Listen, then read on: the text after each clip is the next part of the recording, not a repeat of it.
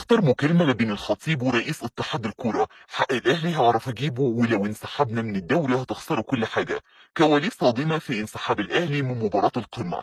الخطيب عامل حسابه على كل حاجه، وكل اللي بيقولوا ان الاهلي خلاص هيتخصم منه 6 نقاط ويعتبر خسر القمه. ما يعرفوش اللي الخطيب ناوي يعمله. اقوى بيان ومستندات هتتقدم للفيفا والمحكمه الرياضيه، والقرار من الفيفا هيكون خطير جدا، لان هيبقى عباره عن قرار نهائي بتجميد الدوري العام المصري لو تم تطبيق اللائحه على الاهلي واتخصم منه 6 نقاط. وده لان القانون بيسمح للاهلي انه يطلب طاقم تحكيم اجنبي، والاهلي باعت جواب مختوم ومتأرخ للاتحاد ولرابطه الانديه مثبوت فيه انه بيطالب بحكام اجانب، وان اداره الاهلي هتتحمل التكاليف كلها. لكن الخطاب الرسمي ده اختفى من الاتحاد بفعل فعل، علشان كده الخطيب خد قراره بالانسحاب بعد ما عرف ان الاتحاد صمم على تعيين حكام مصريين. ومش بس كده، الاتحاد كمان قرر ان يعين حكم عليه علامات استفهام كتير ومعروف بميوله الزملكاويه.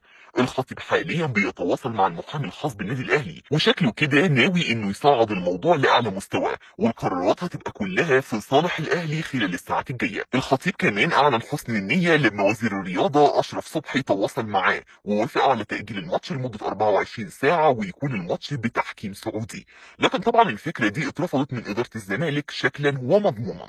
حسين لبيب طلع وقال احنا لعبنا الماتش خلاص وكسبنا 3-0، ومحدش من حقه يأجل الماتش ولا يعيد الماتش تاني، لان بالفعل اتلعب والاهلي انسحب ومحدش ليه عندنا اي حاجه.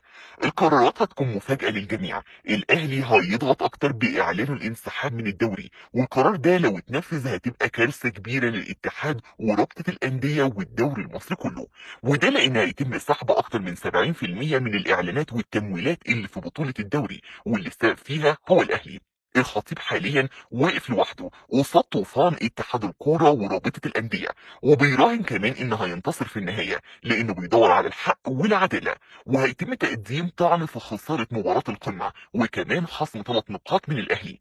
الحكم اللي اتحاد الكوره عينه للماتش كان موقوف شهر كامل بسبب اخطاء تحكيميه في مباراه الزمالك وغزل المحله. ده غير انه حكم معروف بميوله الزملكاويه، وعلى طول بيشتري ملابس الزمالك اول باول، وزبون دايم لكل المحلات الرسميه بنادي الزمالك. على الناحيه التانيه بقى كابتن حسين لبيب بعت لكابتن الخطيب رساله قال له فيها: احنا في الاستاد يا بيبو، اتمنى انكم تيجوا ونلعب الماتش ونخرج حبايب مهما كانت النتيجه.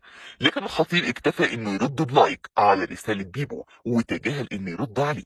والسؤال المهم دلوقتي، هل الخطيب ضيع من الاهلي بطوله الدوري السنه دي بسبب العند، ولا هتحصل قرارات جديده تفاجئ الجميع والاهلي هيقدر ان ياخد حقه؟ بكره نشوف ونعرف. ما تنسوش انتوا كمان اكتبوا لنا رايكم في التعليقات وهنقرا كل تعليقاتكم.